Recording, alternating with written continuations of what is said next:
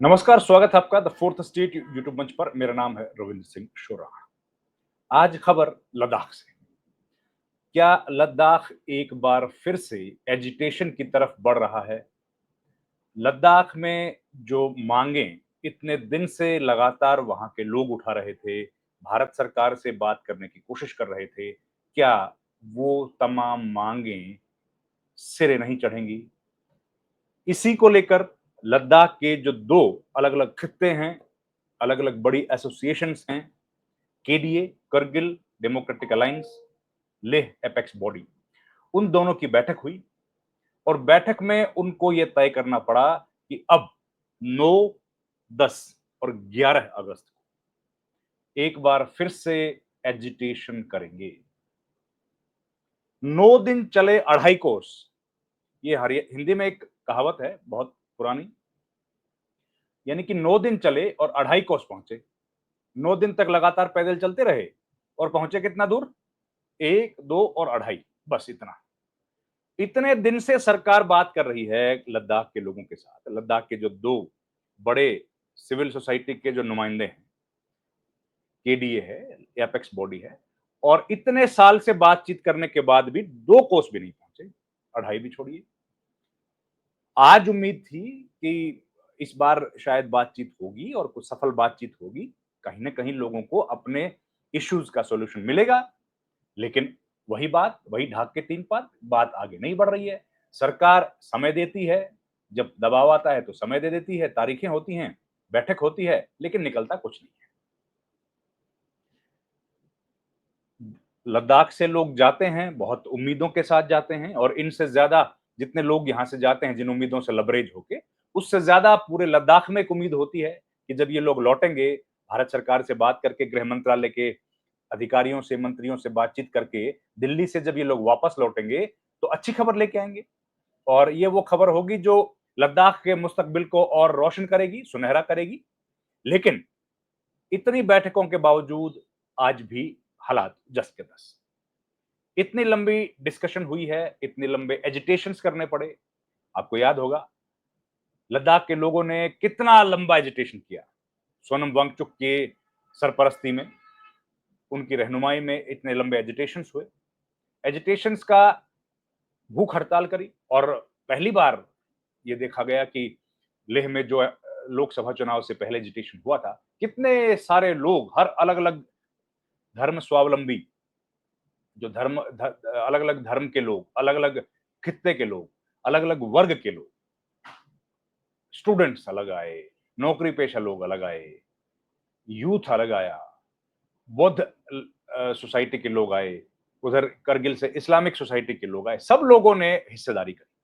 पहली बार ऐसा लगा कि लद्दाख जो है वो एक सूत्र में पिरो गया, और अब शायद सरकार को इनकी बातें सुननी पड़ेंगी, और पहली बार एक एक आवाज में इतनी मजबूती के साथ लोग इकट्ठा हुए और सरकार के ऊपर दबाव बनाने की कोशिश की। सरकार पर दबाव बना, लेकिन इस बीच लोकसभा चुनाव आ गया।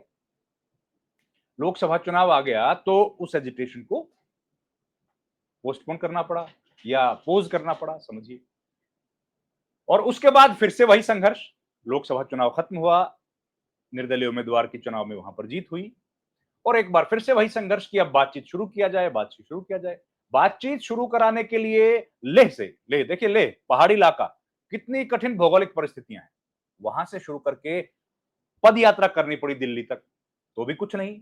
दिल्ली आने के बाद फिर से एजिटेशन करना पड़ा सोनम वांगचुक को, और लद्दाख भवन में उन्होंने एजिटेशन किया, और उसके बाद कहीं समय दिया गया कि इस तारीख से बातचीत होगी।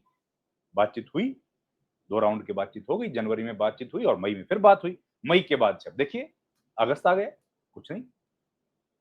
बीच में एक तारीख दी थी 28 जुलाई की, उस पर भी लद्दाख के लोगों का कहना है कि कोई इन्विटेशन नहीं आया। उसको प्रीपोन करने की खबरें भी आई थी कि 20 जुलाई को होगी, 25 जुलाई को होगी, लेकिन नहीं हुआ। तो अब ये तय किया है लोगों ने, केडीए करगिल डेमोक्रेटिक अलायंस और एपेक्स बोर्ड ने, और ये जानकारी मीडिया को आज दी जो करबलाई साहब हैं, केडीए के को कन्वीनर हैं, उन्होंने आज ये जानकारी दी है। को चेयरमैन है, को कन्वीनर है, कन्वीनर है।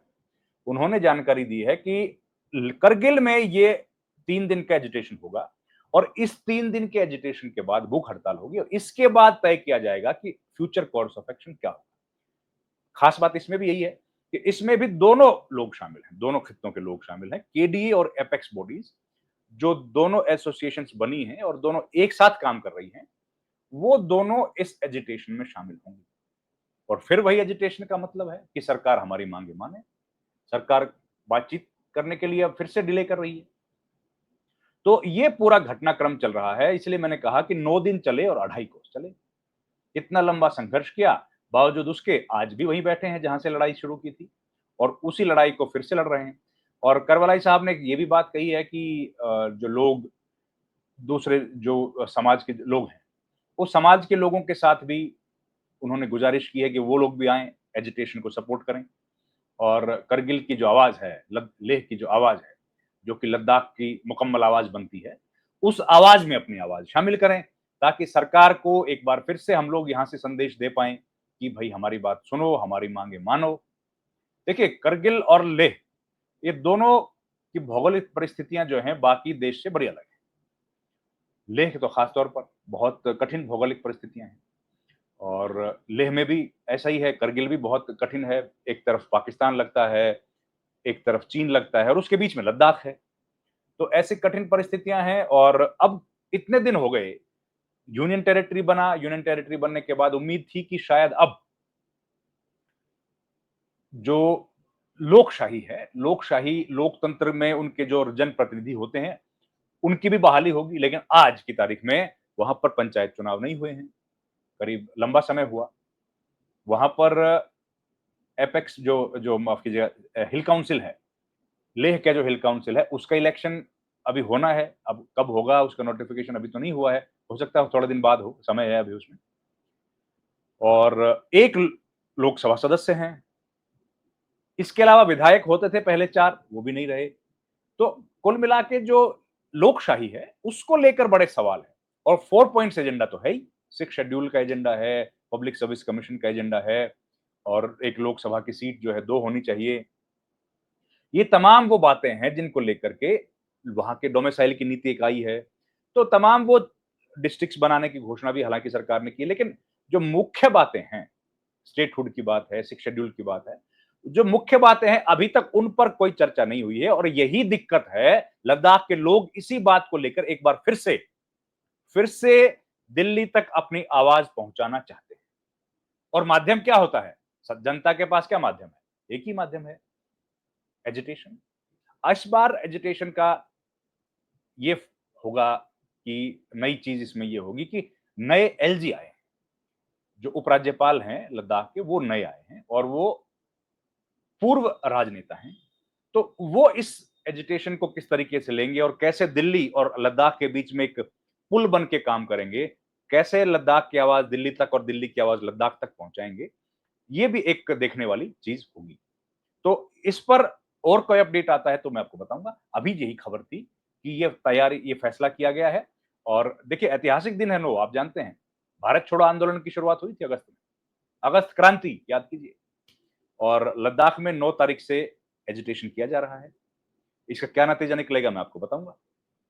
और इस वीडियो में इतना ही। आपसे गुजारिश है, हमारे चैनल को आप प्लीज लाइक शेयर और सब्सक्राइब जरूर कीजिए। आपका बहुत बहुत धन्यवाद।